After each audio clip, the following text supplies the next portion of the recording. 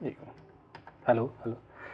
जय हिंद। स्वागत है आप सभी का आपके अपने यूट्यूब चैनल पे, ठीक है ना, अमृत एकेडमी पे। हम लोग अपना शीटेड पेपर 2 के लिए मैथ और साइंस की प्रिपरेशन कर रहे हैं। जैसा कि आप लोगों को पता है कि पिछला जो पार्ट था, पार्ट 1 था हमारा इसका, पौधे को, ठीक है ना, प्लांट्स का पार्ट 1 हम लोगों ने डिस्कस कर लिया था। वहाँ पे आधे पे वीडियो छूटी थी। आज इसका पार्ट 2 हम लोग डिस्कस करेंगे, ठीक है ना। तो अपनी वीडियो को वहीं से कंटिन्यू करेंगे जहाँ पे वो पार्ट हमारा छूटा हुआ था। उसमें हम लोग प्रीवियस ईयर क्वेश्चन डिस्कशन पे 1-2 क्वेश्चन किए थे बस। तो उसके आगे हम लोग अपने क्लास को बढ़ाते हैं, ठीक है ना। तो चलिए आ जाते हैं, बिना टाइम वेस्ट किए आपके क्लास को आगे बढ़ाते हैं। ये सारा डिस्कशन हो चुका था। जो लोग चैनल पे नए हैं, पहले ये वीडियो पाए हैं, तो आप लोग को मैं कमेंट में पिन कर दूंगा, ठीक है ना। वहाँ पे जा करके पार्ट 1 देख लीजिएगा। ये सारा चीज़ें हमने वहाँ पे डिस्कस कर रखा है, ठीक है ना। ये सारी चीज़ें आप लोगों को याद आ रही होंगी जो लोगों ने पहले एक क्वेश्चन हो गया था, क्वेश्चन 1 भी हो गया था, क्वेश्चन 2 भी हो गया था अपना, ठीक है ना, और क्वेश्चन 3 भी हो गया था। यहाँ तक हो गया था।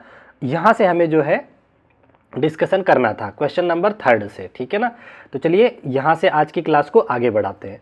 देखिए इस क्वेश्चन में क्या कहना चाह रहा है आपसे, ध्यान से देखिए। एक एक क्वेश्चन को बहुत अच्छे से हम लोग करेंगे। क्या कह रहा है, नीचे दी गई तालिका से उस समूह को चुनिए जिसमें किसी पुष्प के पुंकेसर और स्त्री केसर के सही भाग दिए गए हैं, ठीक है ना। मैंने आप लोगों को मेल और फीमेल के जो पुष्प के 2 पार्ट थे उनके पार्ट बताए थे, ठीक है ना। मेल वाले में अगर हम बात करें और यहाँ पे फीमेल में, तो मेल में मैंने क्या क्या बताया था, एंथर्स बताया था आपको, फिलामेंट बताया था, ठीक है ना। एंथर्स और फिलामेंट थे। फीमेल में आपका क्या था, स्टिग्मा था, ओवरी था और स्टाइल्स थे, ठीक है ना। तो ये 3 पार्ट इसमें बताया था, 2 पार्ट इसमें बताया था। तो देखिए इसमें वही कह रहा है, पार्ट ऑफ द स्टेमन, ठीक है। स्टेमन मतलब होता है मेल पार्ट की बात कर रहा है। पार्ट ऑफ द पिस्टल यानी कि स्त्री केसर की बात कर रहा है। तो हमें मेल पार्ट में क्या पकड़ना है, क्या क्या होता है, तो आपको बताया था एंथर और फिलामेंट, ठीक है ना। देखिए एंथर है, फिलामेंट है और क्या है, ठीक है, ये ऑप्शन हो सकता है। एंथर स्टाइल आ गया तो ये ऑप्शन तो कट ही गया, सेकंड तो हो ही नहीं सकता। एंथर फिलामेंट हो सकता है, एंथर फिलामेंट हो सकता है। और अब हम आ जाते हैं स्त्री केसर में, देखते हैं क्या क्या हो सकता है। ओवरी हो सकता है, स्टिग्मा हो सकता है, पेटल, देखिए पंखुड़ी जैसा, ये चीज़ें हमने नहीं बताया था आपको, ये नहीं पार्ट है, ठीक है, ये कट गया ऑप्शन। अच्छा यहाँ पे कह रहा है, ये तो पहले ही ऑप्शन कट चुका है तो इसको नहीं देखेंगे। थर्ड ऑप्शन में जरा देखिए, कह रहा है कि ओवरी हाँ होता है स्त्री केसर का पार्ट, स्टाइल भी होता है, स्टिग्मा भी होता है। तो देखिए यहाँ पे ये बिल्कुल सेटिस्फाई कर रहा है। मेल पार्ट में परागकोश और तंतु होते हैं, ठीक है। फीमेल जो पार्ट होता है पुष्प का, अंडाशय, बाह्यदल और वर्तिकाग्र, जिसको कि ओवरी, स्टाइल और स्टिग्मा बोलते हैं, तो ये भी होता है, ठीक है ना। यहाँ पे फिर से पेटल आ गया, ये भी ऑप्शन कट गया। तो यहाँ पे थर्ड जो है आपका करेक्ट हो जाएगा। यहाँ पे नीचे आपको सारे ऑप्शन दे रखे हैं, तो बताइए कौन सा, सी ऑप्शन पे थर्ड दे रखा है, यही करेक्ट आंसर बन जाएगा आपका, ठीक है। तो ये क्वेश्चन भी क्लियर हो गया। चलो, जिसको अगर ये कंफ्यूजन है कि ये कहाँ से मैंने बता दिया, तो पार्ट 1 जो है आप जाकर के पहले देख सकते हैं। वहाँ पे मैंने पूरी थ्योरी को डिटेल में पढ़ाया बहुत अच्छे तरीके से, ऊपर आप लोगों ने स्लाइड देख लिया होगा। क्वेश्चन नंबर 4 की अगर बात करें, यहाँ पे देखिए क्या कह रहा है, कह रहा है किसी घास के पौधे, यहाँ पे देखिए किसकी बात कर रहा है, घास के पौधे को उखाड़ने के पश्चात एक छात्र उसकी जड़ों और पत्तियों का परीक्षण करके अपने परीक्षणों को इस प्रकार नोट करेगा। बताइए अगर घास है, घास की अगर जड़ को उखाड़ेगा तो जड़ कैसी मिलेंगी आप बताओ। घास जो होता है, देखो जड़ों के 2 प्रकार मैंने बताए थे, एक बताया था टैप रूट, ठीक है ना, और एक थी झंझावट जिसको कि रेशेदार रूट बोलते हैं। तो जो ग्रास होती है, घास होती है, इसमें जो रूट आता है आपका रेशेदार मिलेगा, पहली बात तो, ठीक है ना। और पत्तियां कैसी मिलेंगी, आपको मैंने बताया था अगर टैप रूट है तो पत्तियां जालिकावत मिलती है, नहीं तो समांतर मिलती है। तो पत्तियां कैसे मिलेंगी, समांतर मिलेंगी, ठीक है ना। तो ये चीजें वो नोट करेगा। पहला कह रहे हैं ये कि रेशेदार जड़ें तथा जालिका रूपी विन्यास मिलेगा, नहीं, जालिका रूपी कब मिलता है, जब वो मूसला वाली होती है जड़। तो पहला ऑप्शन आपका कट गया, ठीक है। अच्छा कह रहे हैं रेशेदार जड़, ठीक है, तथा समानांतर सिरा विन्यास, ये सही है आंसर।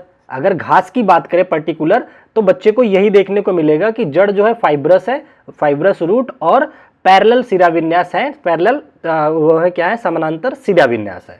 अच्छा अगला कह रहे हैं कि मूसला जड़ें तथा समानांतर सिरा विन्यास, ये पेयरिंग गलत है, मैंने बहुत डिटेल में समझाया है आप लोगों को। नेक्स्ट कह रहे हैं कि टैप रूट एंड जालिका रूपी सिरा विन्यास, मूसला जड़े तथा जालिका सिरा विन्यास, क्या बताओ घास में कभी टैप रूट मिल सकता है क्या? ये इसका एग्जाम्पल ही नहीं थी, ये भी कट गया। आपका करेक्ट आंसर कौन सा हो गया? बी ऑप्शन हो गया, ठीक है ना। ये पर्टिकुलर घास की कंडीशन में दिया हुआ है क्वेश्चन, तो यहां से हमने आंसर कर लिया। चलो चौथा क्वेश्चन समझ में आ गया। अब आ जाते हैं अपने क्वेश्चन नंबर 5 की तरफ। देखते हैं क्वेश्चन नंबर 5 में क्या कहना चाह रहा है। बहुत ध्यान से पढ़िएगा, बहुत अच्छे अच्छे क्वेश्चन है, ठीक है ना। कॉन्सेप्ट अगर नहीं क्लियर है तो पार्ट ए जरूर देखिएगा। देखिए इसमें कह रहा है कैक्टस ने रेगिस्तानी परिस्थितियों में जीवित रहने के लिए अपने आप को कैसे परिवर्तित करता है। कैक्टस का जो पौधा होता है वो अपने आप को रेगिस्तान में कैसे, जैसा आपको पता होगा कि रेगिस्तान में कैक्टस रहते हैं। रेगिस्तान में उगने वाले पौधों के गुण हमने आपको बता दिया था कि इनकी पत्तियां कैसी होती है? कांटेनुमा होती हैं। पत्तियां कैसी होती हैं? कांटेनुमा होती हैं। पौधों की जो जड़ें होती है काफी गहराई तक जाती हैं, एक ये होगी क्वालिटी। तीसरा कि इनके जो तने होते हैं वो गुद्दादार होते हैं, मतलब इसमें क्या कहते हैं, प्रकाश संश्लेषण होता है। तो ये बातें होनी चाहिए। पहला कह रहे हैं कि कैक्टस का पौधे की जो पत्तियां कांटों के रूप में होती हैं, हाँ बिल्कुल होती हैं, तो पहला आंसर होना चाहिए, पहला आपके आंसर में रहेगा। दूसरा क्या कह रहे हैं कि तना रसदार होता है और पत्ती का कार्य करता, बिल्कुल तना जो होता है पत्तियों का कार्य करता है। कैसे? क्योंकि जो काम पत्तियां करती हैं आपका फोटोसिंथेसिस का, वो काम रेगिस्तान में कौन करता है? तने करते हैं। तो सेकंड पार्ट भी सही है। तीसरा कह रहा है तने पर मोम की एक मोटी परत होती है, ठीक है ना, बिल्कुल ये भी सही है। तना जो होता है मोम होता है। क्यों? देखिए अगर किसी पौधे के ऊपर पत्तियों पे मोम जैसा हो या तने पे मोम जैसा हो, इसका ये मतलब होता है कि ताकि वहां से वाष्पोत्सर्जन ज्यादा ना हो पाए, ठीक है ना। अगर मोम जैसा चिपका रहेगा तो वाष्पोत्सर्जन नहीं होगा, तो पानी ज्यादा लॉस नहीं करेगा पौधा, ठीक है ना। तो इसलिए मोम जैसे चिकनी उसकी क्या होती है? तना होता है। तो ये भी सही है, ताकि वाष्पोत्सर्जन कम हो और पौधा ज्यादा दिन तक रह सके बिना पानी के। अच्छा चौथा ऑप्शन क्या कह रहा है? जड़ें सतह के समीप होती हैं क्या? ये बिल्कुल गलत है। मैंने बताया ना, जड़ें जो है काफी नीचे तक जाती हैं, सतह के नजदीक नहीं रहेंगी, नहीं तो पौधा सूख जाएगा, क्योंकि रेगिस्तान में पानी काफी गहराई पर होता है। तो ये फोर्थ ऑप्शन कट गया। तो आपका जो करेक्ट आंसर होगा 1 2 3 वाला हो जाएगा। जहां जहां 4 दिख रहा है वो तो ऐसे ही कट गया आपका, तो केवल ए ऑप्शन यहाँ पे करेक्ट आंसर हो जाएगा, ठीक है, समझ आ गया। आगे बढ़ चलते हैं अपने अगले क्वेश्चन की तरफ। बहुत ध्यान से देखिएगा, नेक्स्ट क्वेश्चन क्या कहना चाह रहा है। अगला जो क्वेश्चन है, देखिए बड़ा प्यारा सा क्वेश्चन दे रखा है। यहां कह रहा है कि क्वेश्चन नंबर 6 हो गया आपका। कह रहा है एक्स एक पुष्प विहीन और बीज विहीन पौधा है। मतलब एक ऐसा पौधा है एक्स जिसमें ना तो पुष्प पाए जाते हैं और ना ही बीज पाया जाता है, ठीक है ना। कह रहा है जो जमीन पर उगता है, जमीन पे उगता है, जल में नहीं उगता है। तो एक्स का क्या नाम हो सकता है? सबसे पहले तो एल्गी, देखो ये जल में उगता है, तो ये ऑप्शन तो कट ही गया आपका, ठीक है ना। अब कह रहा है चीड़ का पेड़, चीड़ के पेड़ में आपने देखा होगा बीज होता है, ये भी कट गया। ऑर्चिड, ऑर्चिड की अगर हम बात करें, ऑर्चिड्स का जो फूल होता है काफी सुगंधित होता है, काफी अट्रैक्टिव होता है, तो यहाँ पे भी पुष्प होता है। ये कह रहे हैं पुष्प विहीन होना चाहिए, ये भी कट गया। तो आपका जो फर्न का पौधा होता है वही होता है, उसमें ना तो पुष्प देखने को मिलेगा आपको, ना ही बीज होते हैं, ठीक है ना, और ये जमीन पे उगता है। तो इसका करेक्ट आंसर हो जाएगा फर्न, ठीक है। चलो 6 क्वेश्चन हो गए। आ जाते हैं अपने क्वेश्चन नंबर 7 की तरफ। ध्यान से क्वेश्चन को पढ़िएगा। ये रहा आपका क्वेश्चन नंबर 7। इसमें आपसे कह रहा है कि निम्न में से कौन सा कथन पौधों में प्रकाश संश्लेषण तथा श्वसन के संदर्भ में सही होता है। श्वसन का संदर्भ, श्वसन क्या होता है? प्रकाश संश्लेषण आप समझ गए। दिन के समय में प्रकाश की उपस्थिति में पौधे अपने भोजन जो तैयार करते हैं उसे प्रकाश संश्लेषण बोला जाता है, ठीक है ना, जिसको कि फोटोसिंथेसिस कहते हो। श्वसन की बात करें, रेस्पिरेशन की बात करें, तो ये दिन और रात दोनों टाइम में होता है। क्या इस क्रिया के दौरान पौधे क्या करते हैं? ऑक्सीजन जो है छोड़ते हैं और CO2 ग्रहण करते हैं, ये प्रक्रिया चलती है इनकी। और रात्रि के समय में CO2 छोड़ते हैं और ऑक्सीजन लेते हैं, ठीक है ना। तो अगर हम बात करें रेस्पिरेशन की, तो ये डे एंड नाइट दोनों टाइम में हो सकता है ना, क्योंकि ये दोनों समय में होता है। अच्छा, और अगर वहीं हम बात करें किसकी? फोटोसिंथेसिस की, तो ये केवल दिन में हो सकता है। क्यों? क्योंकि दिन में ही तो सनलाइट मिलेगी, ठीक है ना। तो चलो देखते हैं दोनों की क्रिया में क्या दे रखा है। ऑप्शन ए कह रहा है दोनों क्रियाएं पौधों में दिन के समय होती हैं। नहीं भैया, जो श्वसन क्रिया होती है वो रात में भी हो सकती है, तो पहला ऑप्शन कट गया। कह रहा है श्वसन की क्रिया रात में तथा प्रकाश संश्लेषण दिन में होता है। नहीं, श्वसन भी दिन में हो सकता है, रात में भी हो सकता है, इन्होंने केवल रात लिखा हुआ है, ठीक है ना।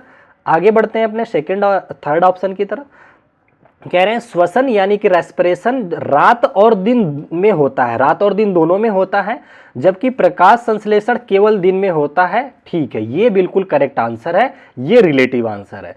अगला कह रहे हैं दोनों क्रियाएं रात और दिन में होती है, दोनों कैसे हो सकती है भैया? कभी भी क्या फोटोसिंथेसिस पॉसिबल है रात में? क्या नहीं पॉसिबल है, क्योंकि वहाँ प्रकाश की लाइट चाहिए, सनलाइट चाहिए होती है।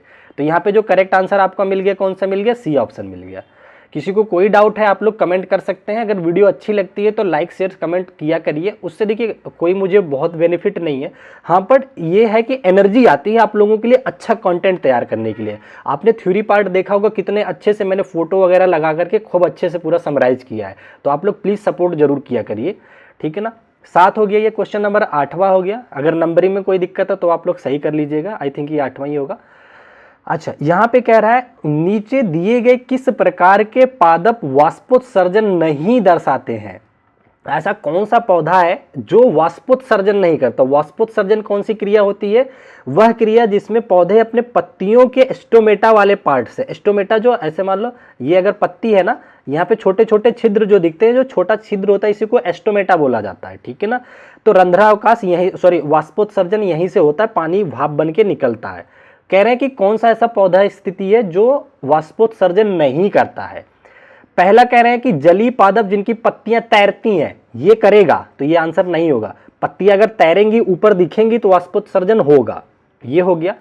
कह रहे हैं जल में डूबे हुए पादप, बिल्कुल ये वाष्पोत्सर्जन नहीं कर सकते, क्योंकि वाष्पोत्सर्जन के लिए एयर और सनलाइट की जरूरत होती है, हवा हो या फिर धूप लगेगी तभी वाष्पोत्सर्जन होगा। लेकिन यहाँ पे ये कह रहे हैं कि जल में डूबा है अगर पौधा तो वो तो कर ही नहीं पाएगा, क्योंकि उसके लिए एनवायरमेंट ही नहीं है। तो ये आपका करेक्ट आंसर हो जाएगा, उन्होंने नहीं वाला ही पूछा था। देखिए अगला क्या कह रहे हैं, पर्वतीय क्षेत्र में उगने वाले पादप, ये तो बिल्कुल करेंगे। कह रहे मरुस्थल में ये भी करेंगे, तने द्वारा करते हैं, तो ये आप समझ गए होंगे इसका आंसर क्या होना चाहिए। Very nice. आगे बढ़ते हैं हम लोग अपने अगले क्वेश्चन की तरफ। देखिए मैं पूरी कोशिश करता हूं कि ये आपकी जो क्लास होती है आपको ऐसा फील हो कि लाइव क्लास, आप लाइव क्लास को एज अ रिकॉर्डेड फॉर्म में देख रहे हैं। मैं अकेले भले रहता हूं पर मैं कोशिश ऐसे ही करता हूं कि 2 वे कम्युनिकेशन आपको फील हो, ठीक है ना, समझ गए? हाँ, तो मुस्कुरा दीजिए एक बार। अब ये आ गया क्वेश्चन नंबर 9 आपका। इसमें देखिए क्या कहना चाह रहा है, कह रहा है निम्नलिखित में से किसके कारण वाष्पोत्सर्जन की दर में वृद्धि होती है? तो देखिए अगर हम बात करें वाष्पोत्सर्जन की में जो वृद्धि हो देखी जाती है किसके कारण होती है? पहला ये कि जितना ज्यादा एरिया होगा, जितनी चौड़ी पत्तियां होंगी ना, जितना क्षेत्रफल ज्यादा होगा उतना ही धूप उस पर अधिक पड़ जाएगी, तो वाष्पोत्सर्जन अधिक होगा, ठीक है ना। और दूसरी की तेज, अगर हवा तेज हो जाए तो भी होता है। जैसे ऐसे समझ लो, जब हम लोग कपड़े धुल करके डालते हैं, कपड़े को अगर फैला देते हैं तो उसमें से पानी जल्दी उड़ जाता है, वाष्पित हो जाता है और कपड़ा जल्दी सूख जाता है, क्योंकि क्षेत्रफल बढ़ गया, वाष्पोत्सर्जन कई जगह से होने लग गया। दूसरा, कई बार आप देखते होंगे अगर बाहर धूप नहीं है और आप अगर पंखे के नीचे भी कपड़े को सुखाते हैं तो भी वो सूख जाता है, क्योंकि हवा भी जो होती है वाष्पोत्सर्जन में मदद करती है, ठीक है ना। तो ये 2 वजह से आप वाष्पोत्सर्जन को बढ़ावा दे सकते हैं। तो देखते हैं पहला ऑप्शन क्या कह रहा है, पत्तियों का क्षेत्रफल, बिल्कुल भाई इससे वृद्धि हो सकती है, तो पहला आपका आंसर में आ जाएगा। कह रहा है वृक्षों की ऊंचाई, देखिए ऊंचाई का कोई महत्वपूर्ण योगदान नहीं होता, कितना ऊंचा वृक्ष अगर नीचे भी तब भी वाष्पोत्सर्जन करते हैं, पहाड़ पे है तब भी करते हैं, ठीक है ना। तो ये कोई रिलेटिव आंसर नहीं होगा। कह रहे हैं कि हवा, वायु के वेग में वृद्धि, बिल्कुल अगर तेज हवा रहती है तो वाष्पोत्सर्जन और तेजी से होता है। तो आपका जो करेक्ट आंसर मिलेगा 1 और 3 मिलेगा। देखिए कहां दे रखा है, 1 और 3 बी ऑप्शन पे दे रखा है। समझ रहे हो ना भैया? ठीक है, वेरी नाइस। समझ रहे हो तो एंजॉय करो क्लास को, और सारी प्लेलिस्ट में पिन कर दूंगा यहाँ पे, प्रीवियस क्लासेस भी आप देख लेना कमेंट में जा करके। अच्छा, ये रहा आपका अगला क्वेश्चन। देखिए इसमें क्या कह रहा है, क्वेश्चन नंबर 10 है ये। इसमें कह रहा है पौधों में श्वसन के संदर्भ में कौन सा कथन सत्य है? फिर से आ गया रेस्पिरेशन की कंडीशन। मैंने बताया रेस्पिरेशन दिन रात दोनों में होता है, ठीक है ना, समझ गए होंगे। पहला ऑप्शन कह रहे हैं कि श्वसन केवल दिन के समय होता है। नहीं भैया, कैसे केवल दिन में होगा? रात में क्या करेगा पौधा? सोएगा थोड़ी, वो तो स्वास्थ्य।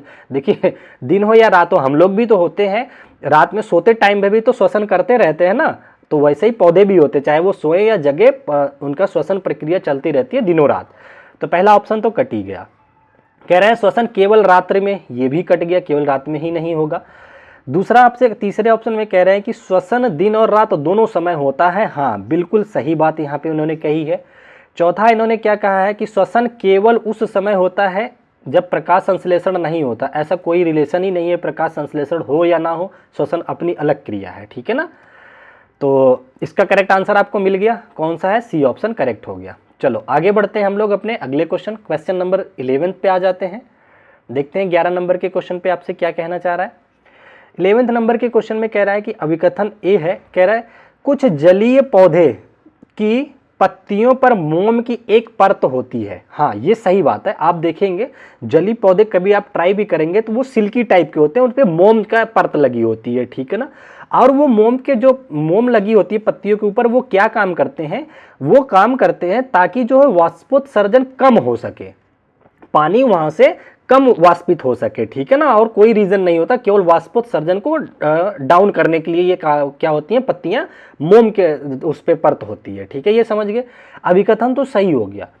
इसका कारण देखिए क्या कह रहा है, कह रहा है मोम की परत पौधों को जल के ऊपर तैरते रहने में मदद करता है। नहीं भैया, तैरने में मदद नहीं करता है, तैरने को तो वो वैसे भी तैरती रहती हैं पत्तियां, ठीक है ना। वो मदद करती हैं वाष्पोत्सर्जन को घटाने में, ठीक है ना, समझ गए यहां तक। तो आपका इसका मतलब जो रीजन है ये तो गलत हो गया, कथन सही हो गया। तो ऐसा ऑप्शन देखिए जहां पे A is correct but R is wrong. R व्याख्या करता है, कट गया। यहां कह रहा है ए और आर दोनों, नहीं दोनों तो नहीं है, ए सही लेकिन आर गलत है, सी ऑप्शन आपका करेक्ट आंसर हो गया। चलो समझ गए ना। तो आगे बढ़ चलते हैं। नेक्स्ट क्वेश्चन देखिए क्या कहना चाह रहा है आपसे, बड़ा प्यारा सा क्वेश्चन है, क्वेश्चन नंबर आई थिंक ये 12 है। इसमें क्या कह रहा है आपसे, कह रहा है किसी पौधे का मुरझाना निम्न में से किसके कारण होता है। अच्छा बताओ, पौधा क्यों मुरझाता है, जब उसके अंदर पानी की कमी आ जाती है, पानी खनिज की कमी आ जाती है तब मुरझा जाता है। अब मुरझाता क्यों है, कमी क्यों आती है, अत्यधिक वाष्पोत्सर्जन हो जाए तभी तो कमी आ जाए। अगर पानी बहुत ज्यादा उड़ जाए और नीचे से पानी ना ले पाए पौधा तो वो मुरझा जाता है, ठीक है ना। तो यही देखो कह रहा है अत्यधिक वाष्पोत्सर्जन, बिल्कुल सही बात है, इस वजह से मुरझाता है। कह रहा है अत्यधिक प्रकाश संश्लेषण, भैया अत्यधिक प्रकाश संश्लेषण अगर करेगा तो फूड ज्यादा बन जाएगा, इससे कोई मुरझाने की तो बात ही नहीं है, ये कट गया आपका। कह रहा है जल का अत्यधिक अवशोषण, पानी ज्यादा अवशोषित करेगा, उससे मुरझाएगा थोड़ी ना, उससे तो और हरा भरा हो जाएगा, ठीक है ना। अगला कह रहा है खनिजों का अत्यधिक अवशोषण, खनिज अत्यधिक अवशोषित करेगा तो और हिष्ट पुष्ट दिखेगा, मजबूत दिखेगा, ना कि मुरझाया हुआ दिखेगा। तो यहाँ जो करेक्ट आंसर आपका होगा वो ए ऑप्शन हो जाएगा। तो 12 हो गया। बढ़ चलते हैं अपने क्वेश्चन नंबर 13 की तरफ।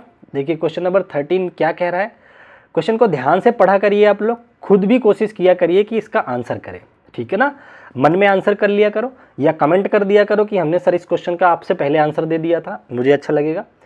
अच्छा यहाँ कह रहा है देखिए, निम्न में से कौन सा कथन पौधों में वाष्पोत्सर्जन के प्रकार्य की सही प्रकार से व्याख्या करता है, किसके, वाष्पोत्सर्जन की व्याख्या। देखिए क्या कह रहा है, वाष्पोत्सर्जन, देखिए जैसे हम लोगों की बॉडी से पसीना निकलता है ना, आप देखते होंगे अगर हमारी बॉडी से पसीना निकलता है और हम पंखे के नीचे बैठ जाते हैं तो हमें ठंडा फील होता है। तो क्योंकि जब वाष्पोत्सर्जन होता है तो वो एनर्जी लेता है पौधे से भी, और हमारी शरीर से अगर हो रहा है पसीना उड़ रहा है तो हमारी शरीर से एनर्जी लेता है, जिसकी वजह से हमें ठंडक फील होती है, ठीक है ना। तो वाष्पोत्सर्जन इसमें मदद करता है हमें। दूसरा क्या है, वाष्पोत्सर्जन से क्या होगा कि पौधा अगर पानी को उड़ाएगा तभी तो नीचे से नया पानी आता है, तो वो उसमें भी मदद करता है। तो फिलहाल हम अपने ऑप्शंस पे आते हैं, क्या क्या दे रखा है। कह रहा है वाष्पोत्सर्जन में, कह रहा है कि वाष्पोत्सर्जन यह पौधे को ठंडा करने में मदद करता है। हाँ भाई, इससे पौधा ठंडा रहता है, तभी तो उड़ता है। पसीना हमारी बॉडी से क्यों निकलता है, ताकि हम अपने बॉडी टेम्परेचर को मेंटेन करके रखें। उसी तरीके से पौधों में भी होता है, बॉडी टेम्परेचर मेंटेन करने के लिए ही वाष्पोत्सर्जन होता है। अत्यधिक गर्मी पड़ेगी तो पानी निकलेगा ही वाष्प बन करके, ठीक है ना। कम गर्मी पड़ेगी तो ठंडक में क्या होता है, उसे मेंटेन करता है वो, ठीक है। तो ये समझ गए, पहला तो सही होगा ऑप्शन। बी ऑप्शन देखते हैं क्या कह रहा है। कह रहा है ये पत्तियों तक जल तथा खनिजों के अवशोषण और अवघटन में सहायता होता है। बिल्कुल सहायता करता है। जब पानी ही तो देखिए नीचे से रूट्स में पानी, रूट ने, जड़ ने पानी अवशोषित किया, पानी के माध्यम से खनिज लवण जो है धीरे धीरे करके ऊपर पौधों की पत्तियों तक पहुंचे, बाद में वहां से उड़ गए। तो जब पानी गया ऊपर उड़ने के लिए, वाष्पित होने के लिए, तभी तो जाकर के ये क्रियाएं हो पाई हैं। तो ये बिल्कुल मदद, अगर पानी मान लो यहाँ पे पत्ती होती, यहाँ नीचे पौधा होता और यहाँ से उड़ता ही नहीं तो नीचे से पानी ऊपर जाते नहीं, और जब पानी ऊपर जाते नहीं तो खनिज लवण जो पानी के माध्यम से पत्तियों तक पहुंच रहे थे वो पहुंच ही नहीं पाते। इसका मतलब वाष्पोत्सर्जन से इस क्रिया में भी हेल्प मिल रही है, किसमें, खनिज अवशोषणों में, ठीक है ना। तो बी ऑप्शन भी इसके सपोर्ट में होगा। Very nice. अच्छा, क्या कह रहे हैं कि यह पर्यावरण के साथ गैसों के विनिमय में मदद करता है। बिल्कुल करता है, ये पर्यावरण के साथ गैसों के विनिमय में मदद की अगर बात करें तो हाँ, गैसों के विनिमय में तो मदद करना चाहिए, क्योंकि वाष्पोत्सर्जन होगा तो नई गैसेज जो हैं निकलेंगी, जो कुछ गैसेज भी निकलेंगी और नई गैसेज उसमें ऑब्जर्व होंगी, ठीक है ना। तो पर्यावरण के साथ गैसों के विनिमय में भी मदद करता है। तो यहाँ तीनों ही सही होने चाहिए मेरे अकॉर्डिंग, ठीक है। तो डी ऑप्शन आपका करेक्ट होना चाहिए यहाँ पे, ए बी सी। एक बार मैं थोड़ा सा इसका क्रॉस चेक कर लेता हूँ, डी वाले में मुझे थोड़ा सा डाउट है, लेकिन मुझे लगता है कि ये सही होना चाहिए। क्वेश्चन नंबर हम लोग किस पे हैं, 12 पे है ना, नहीं 13 पे है। तो एक मिनट मैं थोड़ा सा क्रॉस चेक कर लेता हूँ, आई होप आप लोग समझ पाएंगे, क्योंकि आप लोग लाइव नहीं रहते हो, बाद में चीज़ें रिकॉर्ड हो जाती हैं ना तो प्रॉब्लम क्रिएट होती हैं। अच्छा एक सेकंड का बस टाइम लूँगा मैं आप लोगों से। हाँ ठीक है, वेरी नाइस, ठीक है ना। तो यहाँ पे तीनों क्रियाएं सपोर्टिव हैं इसके वाष्पोत्सर्जन से, ठीक है ना। तो जो हमने आंसर किया है बिल्कुल सही है, पर मैं, आप लोग ऑफलाइन रहते हो ना तो इसलिए थोड़ा सा डाउट रहता है कई बार। चलो आगे बढ़ चलते हैं अपने अगले क्वेश्चन में। नेक्स्ट क्वेश्चन देखिए, क्वेश्चन नंबर 14 है आपका। इसमें देखिए क्या कहना चाह रहा है, इसमें कह रहा है कि पुष्पों के जनन अंगों के बारे में नीचे दी गई सूचनाओं के आधार पर ए, बी और सी को पहचानिए।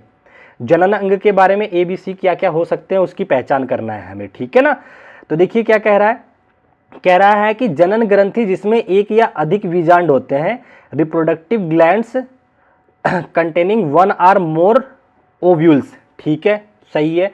अगला क्या कह रहे हैं, पुष्प का नर जननांग, male reproductive part of a flower. क्या कहना चाह रहा है क्वेश्चन, एबीसी की पहचान कीजिए। 14 नंबर में यही तो क्वेश्चन है ना, एक सेकंड।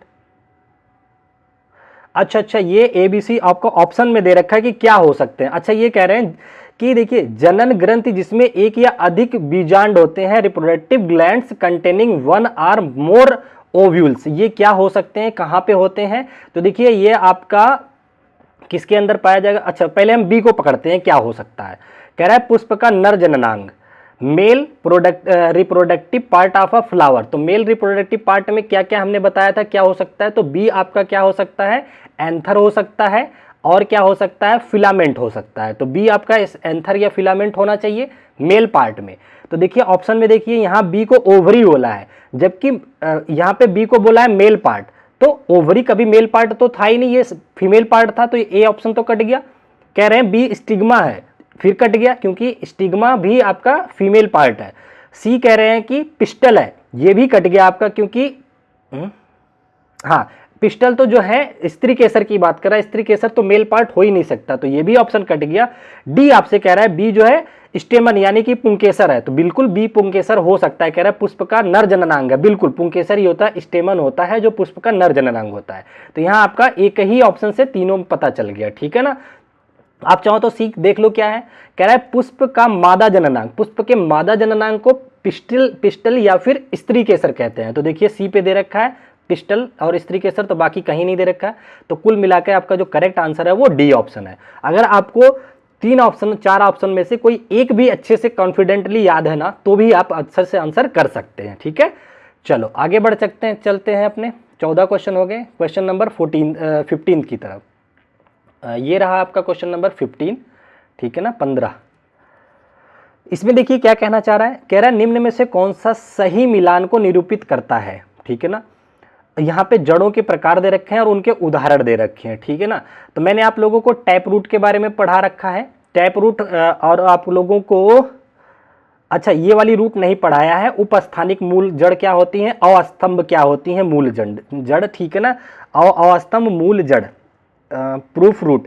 अच्छा देखिए अगर मैं प्रोप रूट की बात करें तो ये क्या होती हैं, पौधों के बाहरी भाग से जड़ें नीचे की लटकी होती हैं। जैसे मान लो अगर ये पेड़ है, ठीक है ना। यहाँ से अगर रूट इस तरह से लटकी हुई होती हैं, ये क्या करती हैं, वृक्ष को बैलेंस करने का काम करती हैं। इन्हें ही हम बोलते हैं प्रूप रूट, ठीक है ना। आप लोगों ने बनियान ट्री, बरगद के वृक्ष में ये देखा होगा, इस तरह से जड़ें लटकी होती हैं। तो प्रॉप ट्री क्या हो जाती हैं कि इसका एग्जाम्पल क्या हो जाएगा, बरगद का। तो सी जो है आपका मिल जाएगा 1 से। तो आप चाहे तो ऑप्शन एलिमिनेट आप कर सकते हैं। सी जो है जहाँ 1 से मिलेगा वही ऑप्शन होगा। यहाँ 2 से ये कट गया, यहाँ 2 से ये कट गया, सी मिल गया।